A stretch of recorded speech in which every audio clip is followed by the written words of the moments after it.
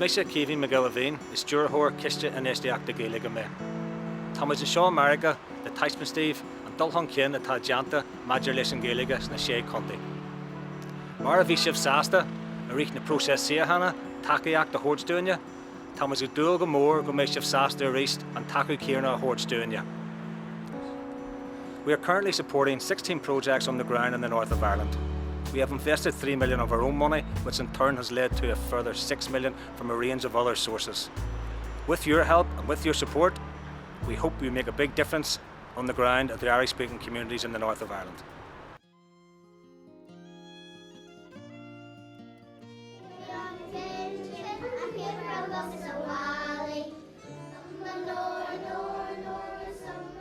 Tá tú Páirc Mara agus Seán Gaeilge in Anna is Virginia Creo Connery na Gaeilge barcha éachtar is grúpa Gaeilgemuid eagracht Gaeilge a churann an Gaeilge agus an cultúir chun cin in sa ceantar seo. Agus inniu an oscailt ifigún so inis heaglann neart imeachtaí a chur fáil agus heaglann clár ama ceimsíocht de imeachtaí de ahan éisgrúpa a chur le chéile in a bheits ag tarlaí in san áit seo.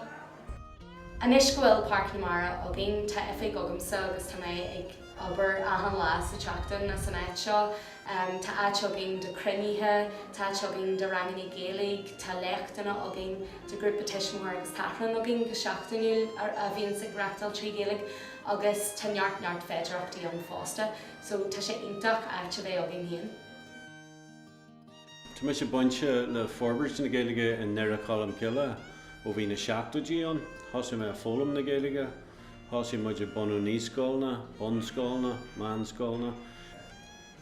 Churmuid an Gaeilge go lárnach ar an chlár, ribhéanach an ciste agus fuairmuid scríofaiste a hegan Chinntiú go méid sprágóhaint an Gaeilge.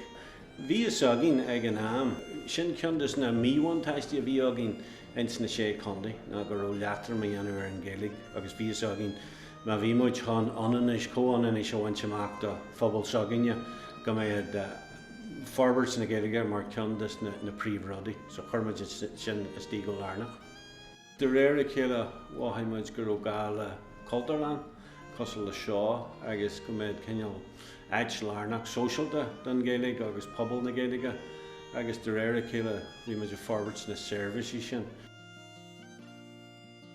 Bhí sé de policy sreith de cultúir lenne a chur fríd na Sé Chontae go méid cineal gréasan de ionid Gaeilge agus iad le ceangailte lena chéile, codú lena chéile agus an rud atá i giste na airgid chun níos mó na cineal seo a bhhainú. Tá mise mar duine chun taobhathe in san áit seo giallaras figardal. Tá mise imime ceanra tionscailin an seo ar son críomhhainúir de chunrú na Gaeilge. Tá muid ag obair ar an scéim seo le ceithre bliain anuas, tá an scéim tógáil le golarráid le bliain anuas agus sa deireadh hir hall foscail in áit seo le seachtain anuas agus tá muid dochrite mórta sachas. Couple bliain ó hen hílmeid grúmeid ag golarráid leis an áit seo mar bhí airgid gealt ón chóirle alaí i dúsgurt na hÉireann. Hit an tónas an airgid sin chuú deireadh le scéime capitiúachta an chóirlealainn in san tuisgurt. Bhí 100 míle punt gealt a hana ag chóirleanúir, bhí 3 míle punt agin mar cóilta solú.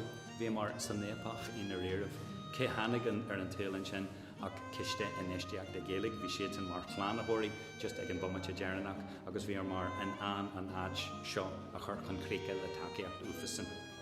Gan an Ciste Infheistíochta Gaeilge ní bhéad an áit seo an, ní bhéad hall agin, ní bhéad gardaín agin, ní bhéad an tralú is uaire agin, tá muid millteanach sásta gur tháinig an Ciste Infheistíochta ar bord just ag an pointe sin.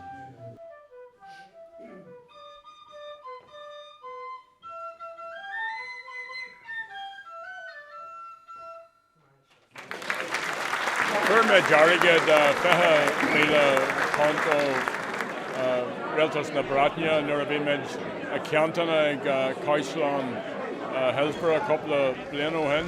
Bhí muid ag smaoinú mar níl lán cultúrán ó gCultúir an a reithan dúsgart. So tháinig an ciste ó an rud sin.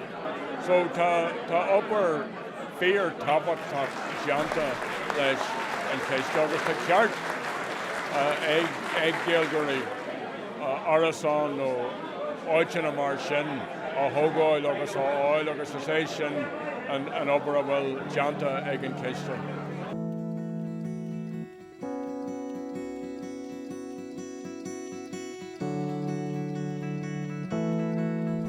Leis an obair fad a bhí idir leabh agin daithí muid go tuilí spás agus eisna díthóirí. Riar sin déir le Maoiniú ail faoi Ciste Infheistíochta Gaeilge le haid a chóirí anú ar fhorbairt stóir go mbeadh anad alaine agin.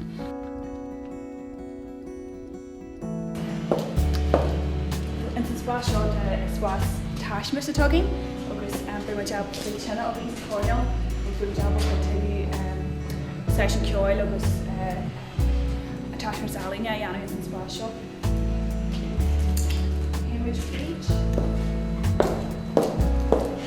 Trónáte mé an artlan agin, be na jabal is jaachéad agus daigid Síochána a bhí agin agus be na Síochána le folú sír is deach an bhála agus bh jabal an spás seo úsáid mar siomra ilúsaide be mar jabal réimse mBéal a dhéanamh san spás seo idir rang an doise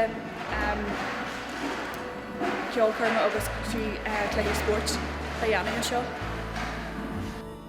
Mbeal an takeíoh seo an Ciste Infheistíochta Gaeilge táid an tothaí a chorthú don bhéalaigh don phobal Gaeilge agus bhím deab de lechuid faoi go a dhéanamh a maihan seo.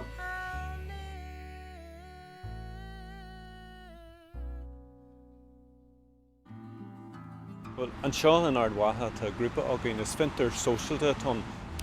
Go bunasach táid géirí cultúir a thógáil an seo an Ard Mhacha a bheits ag freastal ar phobal i lig an bhla agus an ceantar má gúird. Be sé dírithe ar bhonneaodh ar fhisiciúil be fintaríocht sóisialta ar siúil is t-aon agus be muid géirí fhorbairt sóisialta a dhéanamh fríd an Gaeilge an seo an Ard Mhacha. Is aim ionta táhachtach é dúin mar tá an cultúir táhachtach, tá an teanga táhachtach, tá an oidhreacht táhachtach ach caithfidh muid inne fáisteacht a chur fáil, idithis a chur fáil agus caithfidh aimsire a chur fáil den na páistí cumáid. Tá daoine an Ard Mhacha ag strahailt le níos mó na 30 bliain ag éirí an Gaeilge a chur an tosaí, ag éirí aigse bheith agin a dtiocfaidh linn cultúir an Gaeilge a thuirtear. Bhí go leor plananna ón go dtí seo ach ní hocail é dhéanamh gan airgid a bheith agin ón Ciste Infheistíochta Gaeilge. Leis an airgid ón Ciste agus leis an cultúir an uair a bheith agin go luath an seo an Ard Mhacha, is tíon sin be gróna beige, be rangan a Gaeilge, be artlan, be béalan, be siopa, be na seirbhísí Gaeilge a lig a tá díth ar phobal ar bí. Tá níos mó na milliún punt ar an airgniú sogin ar an tionscadal sogin agus tá an Ciste ag tuairt chuid den airgid dúin ach éascíonn sin go leor airgid eile agus leis an bhonneainiú sin ón Ciste Infheistíochta tá muid inneabhalt an sin gCultúir ar airgid eile. Níl an airgid a lig agin go fáil ach ní bheith ruderbí agin gan an Ciste bheith agin. Agus an Cuspóir is táhachtaí is dáthe tá roiine mar Gaeilge aon seo an Ard Mhacha. Ná go mbeadh abalta an oidhreacht a agail ag na daoine atá ag teachtain ar nné agus mas féidir an sinna dhéanamh ar bhealach cinnal sláintiúil agus éifreachtach bhfuil dearthainn go mé linn.